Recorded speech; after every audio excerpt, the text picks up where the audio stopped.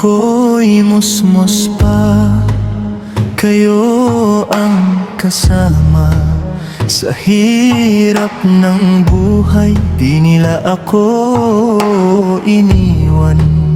Si Umi ay gising kahit gabi na. Si Abi ay pagod para may maiuwi. Kahit kulang ang pera, kayo'y nagsakripisyo upang ako'y lumaki ng may mabuting puso. Di ko nakita noon ang inyong pagod.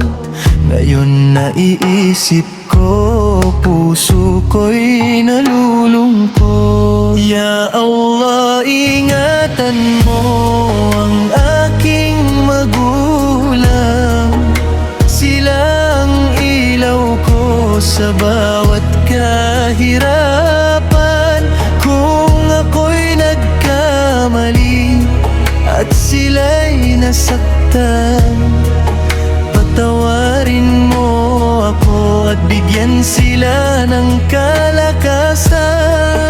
Mahal ko ang Umi ko, mahal ko ang Abi ko. Sila ang biyayang ipinagkaloob mo sa akin. Turuan mo akong suklian ang kanilang pagmamahal at dalhin mo sila sa Jannah, Ya Allah. Kapag ako'y may sakit, sila'y nag-aalala. Hindi natutulog para lang bantayan ako. Kapag ako'y nalulungkot, sila'y nasa tabi. Kahit sila'y may problema, ngiti di nawawali. Minsan ako'y sumasagot at di sumusunod. Di ko alam na puso nila'y nasasaktan. Patawarin mo ako, Ya Allah, sa mga pagkukulang. Sana mapasaya ko pa sila habang kasama sila. Ayon sa Islam, mahalin ng magulang, igalang sila at huwag sasaktan. Ang dua nila'y biyaya sa buhay, pagmamahal nila'y walang kapantay.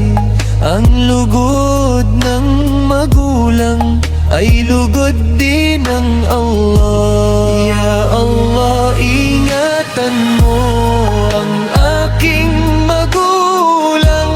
Bigyan mo sila ng saya at magandang kalusugan. At kung dumating ang araw na sila'y mawawala, mananatili sa puso ko ang kanilang pag-aaruga. Mahal ko ang Umi ko, mahal ko ang Abi ko. Habang sila'y kasama, mamahalin ko habang buhay. Ya Allah, gantimpalaan mo ang kanilang kabutihan. Pagtagpuin mo kami sa Jannatul Firdaus, Ya Allah.